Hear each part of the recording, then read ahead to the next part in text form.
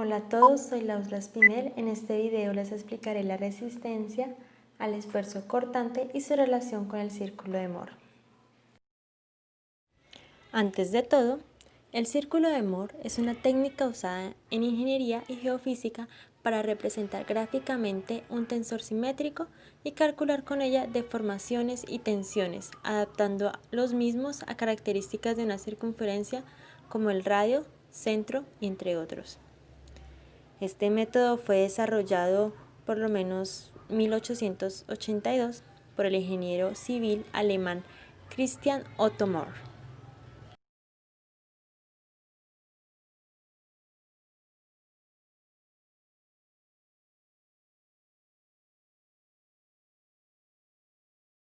Consideremos una masa de suelo, el cual está sometido a algunos esfuerzos. Realizamos un corte y tomamos una porción para así analizar los esfuerzos que equilibran esa porción. Así aparecerán esfuerzos normales en la dirección horizontal que llamaremos sigma x.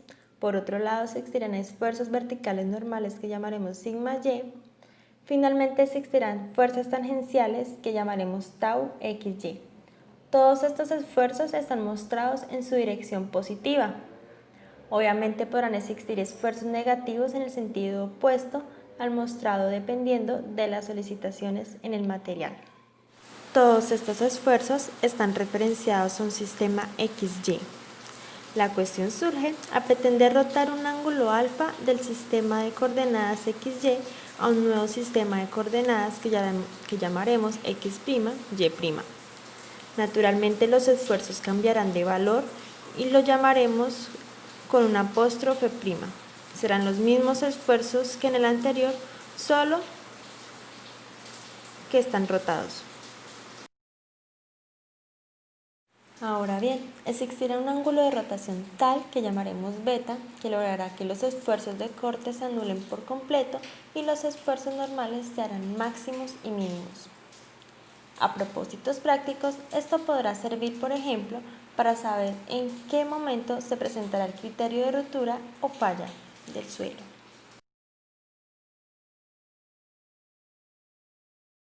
Ahora bien, utilizando una de las teorías de falla más ampliamente utilizadas en mecánicas de suelo, conocido como el círculo del amor, no, es broma, el círculo de Mohr. Bueno, ahora comencemos. Necesitaremos un elemento con los esfuerzos de hace un momento.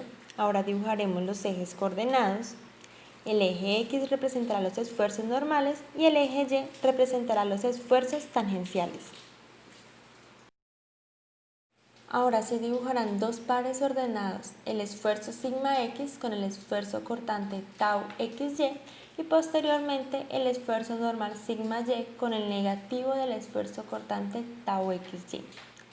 Luego se dibuja una línea que una estos dos puntos. La intersección de esta línea con el eje horizontal marcará el centro del círculo de Mohr. Luego se dibuja el círculo que pase por los dos puntos de esfuerzo y con el centro en C. El siguiente paso es conseguir matemáticamente el centro del círculo. Para esto debemos promediar los dos esfuerzos normales sigma x, sigma y, formulando la fórmula sigma x más sigma y sobre 2. Para obtener el radio del círculo primero debemos conocer la distancia desde sigma x hasta el centro C. Esta distancia es la mitad de la distancia entre sigma x y sigma y. Luego el triángulo pintado, podemos obtener la hipotenusa en base al cateto adyacente y al cateto opuesto con la fórmula de Pitágoras. Y listo.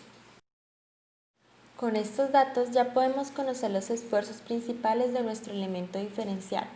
Resulta que los esfuerzos principales están ubicados a estos puntos y matemáticamente pueden calcularse de la siguiente manera. El esfuerzo principal mayor se encuentra mediante la suma de la distancia de 0 al punto C más el radio del círculo.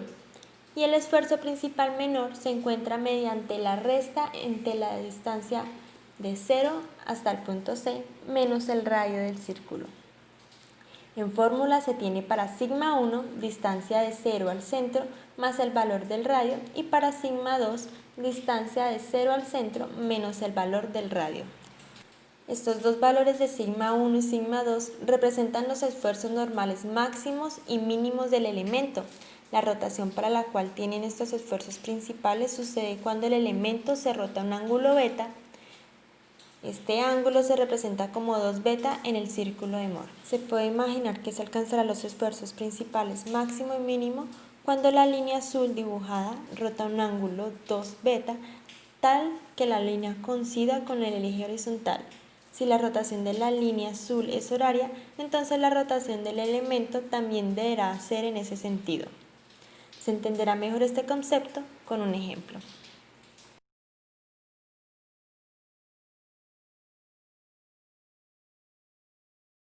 El ejemplo pide encontrar los esfuerzos principales en base a la situación de los esfuerzos mostrada.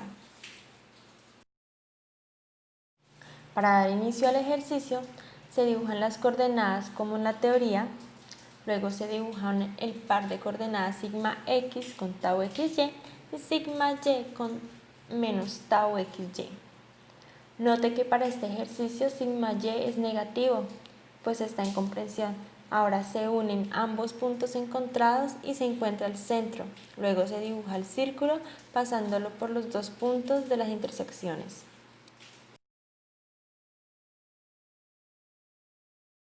Si el procedimiento se hace a escala y con cuidado, los puntos encontrados gráficamente se aproximarán mucho a los resultados que se encontrarán analíticamente. Por ejemplo, a simple vista podemos estimar que los esfuerzos principales mayor sigma 1 será más o menos 17 megapascales y el esfuerzo principal menor sigma 2 será alrededor de 7 megapascales. Pero bueno, sigamos con los cálculos analíticos. El centro del círculo se encontrará con sigma x más sigma y sobre 2 y este resultado es 5. Por otro lado, el radio se calcula con la raíz de los cuadrados con los catetos. Reemplazando los datos se tiene la siguiente fórmula y operándolo pues nos da un resultado de 11.66.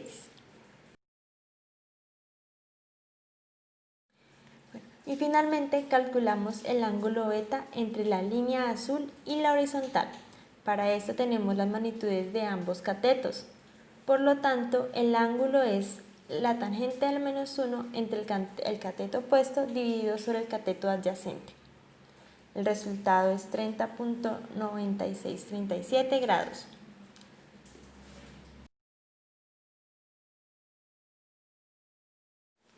Estos son los grados que la línea azul deberá rotar en el sentido horario para lograr los esfuerzos principales. Entonces imagina que en el círculo rotamos la línea azul 30.96 grados en el sentido horario.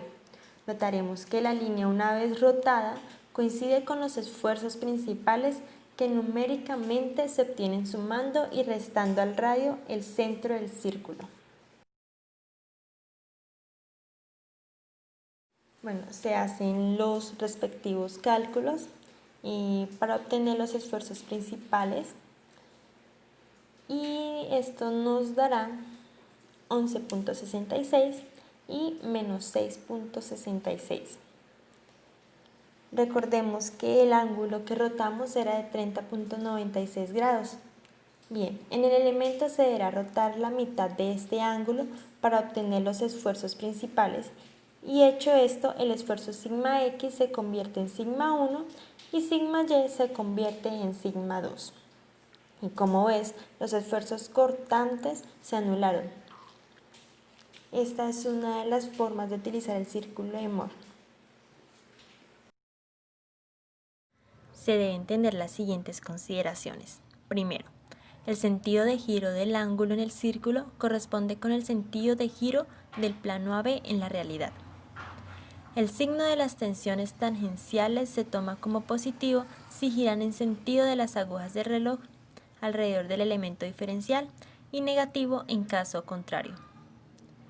Tercero, el ángulo entre dos radios del círculo equivale al doble del ángulo entre los planos reales correspondientes.